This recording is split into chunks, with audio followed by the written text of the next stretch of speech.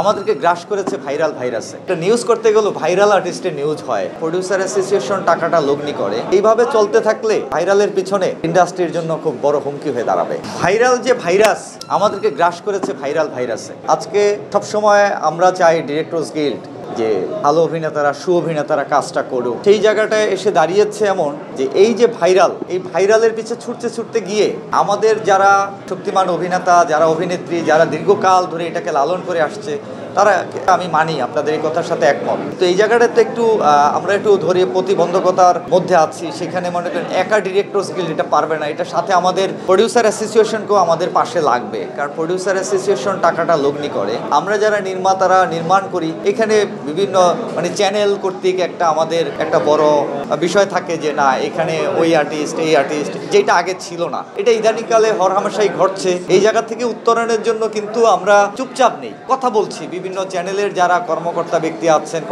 আছেন বা stay holder যারা আছেন, পর্যায়ক্রমে কিন্তু আমরা কথা বলে যাচ্ছি বিষয়গুলো নিয়ে। একটা বড় ধরনের এখন প্রতিবন্ধকতাই হচ্ছে যে নতুন পারফর্মারও তৈরি হচ্ছে না, বা যারা তৈরি আছে তারা ঘরে বন্দী, কাজ হচ্ছে না। আর সত্যি কথা বলতে কি যে কে ভাইরাল, আপনারা এখন যদি বলি সত্যি কথা, একটা নিউজ করতে গেলে ভাইরাল আর্টিস্টের নিউজ হয়, যিনি ভাইরাল না তার নিউজটা কিন্তু হয় না। এইটা খুবই দুঃখজনক। এইভাবে চলতে থাকলে এই ভাইরালের পিছনে আমাদের ইন্ডাস্ট্রির জন্য খুব বড় হুমকি হয়ে দাঁড়াবে। দেখেন, ডিরেক্টরস গিল্ড তো ডিরেক্টররা তো নির্মাতারা অলওয়েজ চায় যে নতুন নতুন আর্টিস্ট তৈরি হোক, অনেক আর্টিস্ট হলে কাজের সারাউন্ডিংটা বড় হোক। সেই সব জায়গাগুলোতে তো আমি আপনাদেরকে বললাম প্রতিবন্ধকতাগুলো, সেখানে শুধুই কিন্তু একা ডিরেক্টরস গিল্ড পারবে না, ডিরেক্টরস গিল্ডের একারও কিন্তু দায় না। এখানে কিন্তু পাশাপাশি যে অন্যান্য অর্গানাইজেশনগুলো আছে, ধরেন অভিনয় শিল্পী সংঘ, আমাদের টেলিভিশন প্রোগ্রাম প্রডিউসার অ্যাসোসিয়েশন আছে, তারা একটু এগুলোর ব্যাপারে যদি এগিয়ে আসে, তাইলে মনে করেন ডিরেক্টরস গিল্ড বিষয়গুলো নিয়ে একটা ভালো দিকে যেতে পারবে। আমাদের এখন সামনে একটি গোল টেবিল বৈঠকের একটা আমরা পরিকল্পনা করেছি। আমরা একটা গোল টেবিল বৈঠক করব।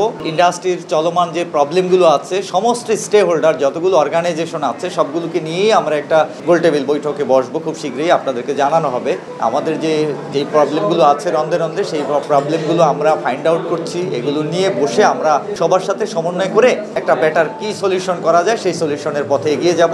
আপনারা এটা পরবর্তীতে জানতে পারবেন।